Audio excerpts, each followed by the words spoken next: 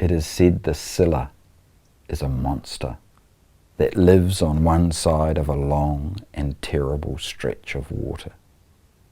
She is supposed to have 4 eyes and 6 heads.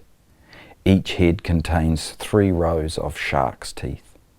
She has 12 legs and a cat's tail as well, and 6 dog heads ring her waist like a belt. The Charybdis lives opposite her, on the other side of the water. She is a monster too. 3 times a day she swallows the sea out of the strait and spits it back out. This creates whirlpools that suck passing ships underwater. A man passed between them once in his boat. It must have been terrifying when I think about it, struggling to maintain balance, worried all the time whether a jaw might clamp down or the sea pour in, and if all that held between him and the deep would simply unravel. Hannibal was a general who walked his army over the Pyrenees, then the Alps. He wanted to surprise the Romans. They took 38 elephants with them, riding them into battle like great tusked tanks. No one even thought it was possible.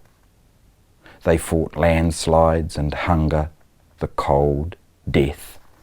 Half his men were lost. But there must have come a time when he looked down and saw green fields, running water, the sun blinking over the plains.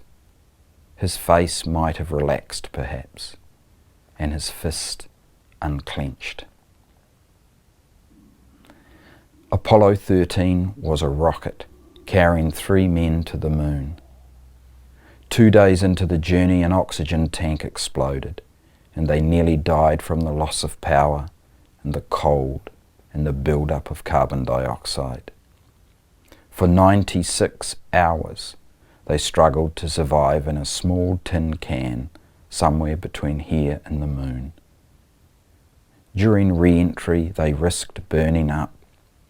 The radio blackout lasted for 6 minutes, which was 1 minute and 27 seconds longer than anyone predicted.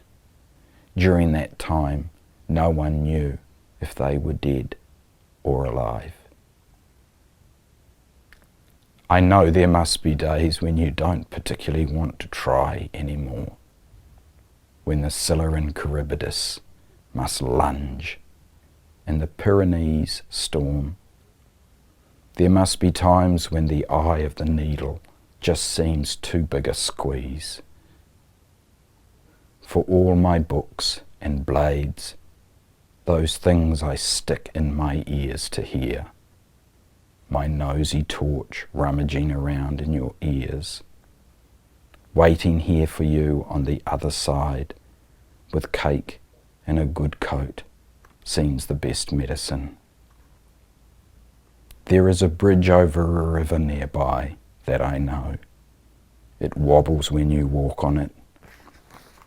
I imagine you crossing it sometimes when I see you.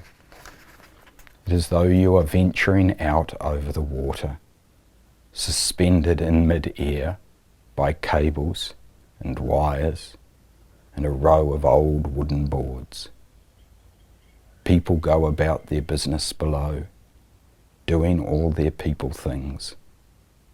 They think you are just walking along the street like everybody else. But I know you are holding on, measuring each step, taking small leaps of faith, edging your feet out over the drop. One day, you will tell them all, the sun and moon, history, even Homer and his like, that you have come through.